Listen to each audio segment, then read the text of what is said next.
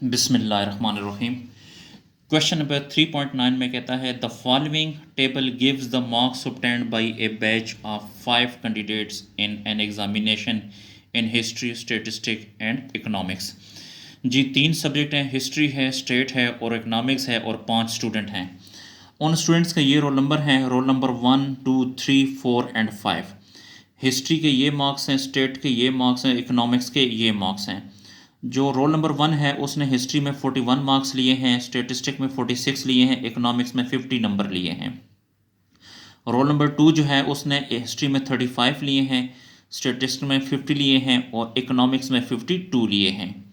इसी तरह roll number 3 ने हिस्ट्री में इतने, स्टेटिस्टिक में ये और इकोनॉमिक्स में 41 मार्क्स लिए हैं। इसी तरह नंबर 4 ने भी, जो रोल नंबर 4 है उसने भी ये नंबर लिए हैं, और रोल नंबर 5 जो है उसने भी ये मार्क्स लिए हैं। अब कहता है कि in which subject the level of knowledge high. कहता है कि इन में से ये जो 3 सब्जेक्ट हैं, हिस्ट्री है, स्टेट है और इकोनॉमिक्स, इन तीनों में से किस सब्जेक्ट में जो लेवल ऑफ नॉलेज है वो हाई है, वो ज़्यादा है। तो सॉल्यूशन की तरफ चलते हैं।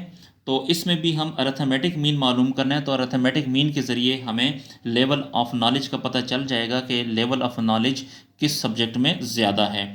तो डियर स्टूडेंट, मैं आपको बताता चलूँ कि सोल्यूशन में आपने इसी तरह का एक टेबल बनाना है, तो मैं भी आपको बना देता हूँ और फिर आगे मैं आपको बताता हूँ कि किस तरह मज़ीद आपने सॉल्व करना है। जी, तो ये सोल्यूशन है एक्सरसाइज नंबर 3.9, और यहाँ पे रोल नंबर लिखेंगे, यहाँ पे हिस्ट्री, यहाँ पे स्टेटिस्टिक और यहाँ पर इकोनॉमिक्स। अच्छा, हिस्ट्री के नंबरों को आपने टोटल किया, यानी टोटल करें 41 + 35 + 38 + 34 + 30, तो 178 आ जाएगा।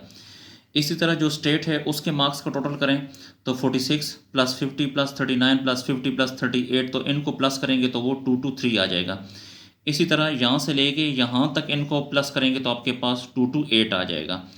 यानी जो हिस्ट्री में टोटल मार्क्स हैं वो 178 हैं, स्टेट में टोटल मार्क्स 223 हैं और इकोनॉमिक्स में टोटल मार्क्स हैं 228 हैं। अब वही आपने फार्मूले लगाना है। तो पहले हम हिस्ट्री का फार्मूले लगाते हैं।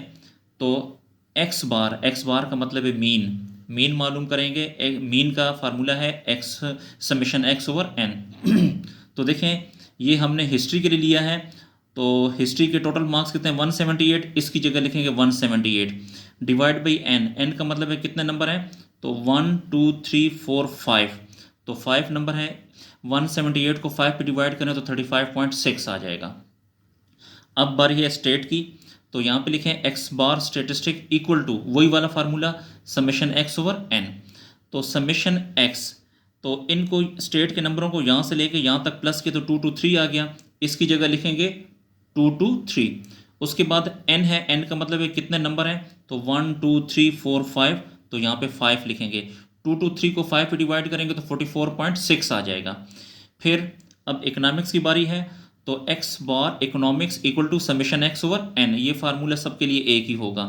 तो समेशन x जो है यहाँ से लेके यहाँ तक प्लस किया 228 आ गया, ये 228 जो है इसकी जगह यहाँ लिखेंगे डिवाइड बाई n, कितने नंबर हैं, 5 नंबर हैं, तो यहाँ पे 5 लिखेंगे। देखें 1 2 3 4 5, तो यहाँ पे 5 लिखेंगे।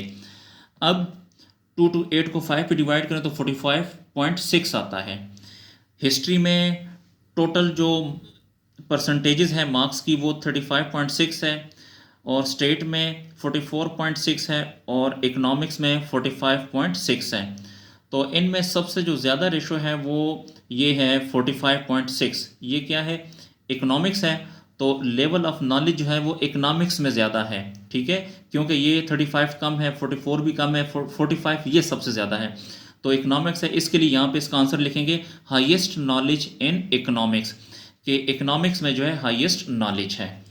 तो इसके साथ ही हमारा क्वेश्चन जो है वो इख्तिताम पजीर हुआ। अल्लाह हाफिज़।